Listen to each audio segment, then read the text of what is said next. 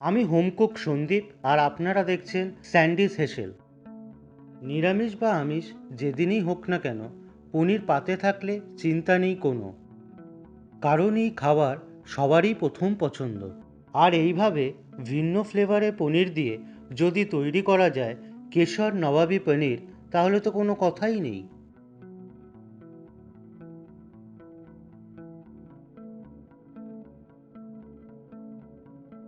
রান্নাটি করার জন্য সবার প্রথমে 1 টেবিল চামচ পোস্ত, 1 টেবিল চামচ চারমগজ আর 8 থেকে 10টা কাজু বাদাম জলে কিছুক্ষণ ভিজিয়ে রেখে বেটে নিন।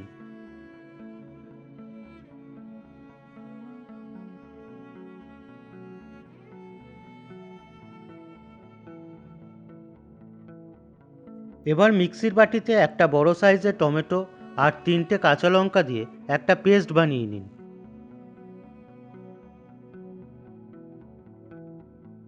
আমি এখানে ঘি ব্যবহার করেছি, আপনারা চাইলে সাদা তেলও ব্যবহার করতে পারেন।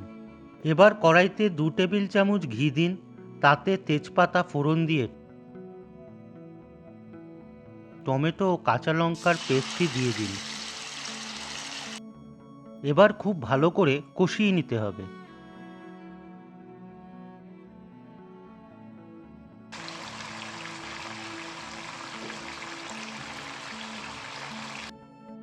এবার একে একে যোগ করুন 1 চা চামচ জিরে গুঁড়ো।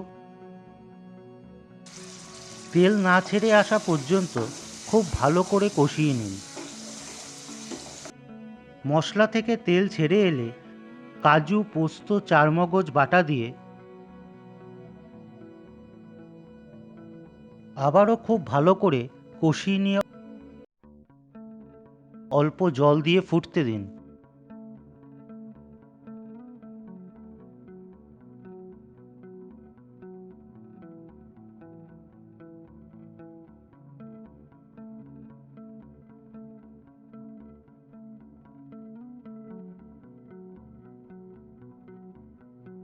গ্রেভি ফুটে এলে তাতে স্বাদমতো নুন ও চিনি দিয়ে একটু নাড়াচাড়া করে তাতে মিশিয়ে দিন 1 কাপ দুধ।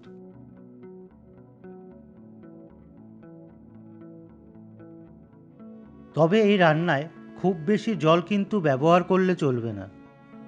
গ্রেভি ফুটে এলে পনিরগুলো দিয়ে দিন। এই কেশর পনিরের রেসিপি অলরেডি আমার চ্যানেলে আছে, আপনারা চাইলে দেখে নিতে পারেন।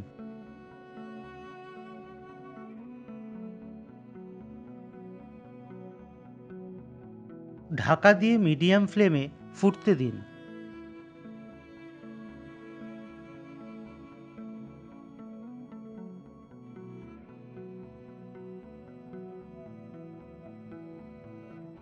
গ্রেভি ফুটে ঘন হয়ে এলে ওপর থেকে 1/2 চা চামচ গরম মশলা ছড়িয়ে দিন।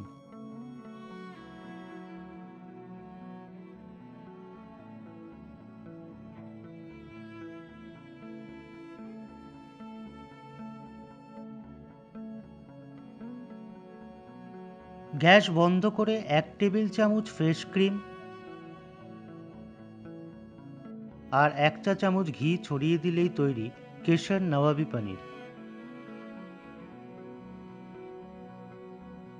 এবার লুচি, পরোটা, পোলাওয়ের সাথে গরম গরম পরিবেশন করুন।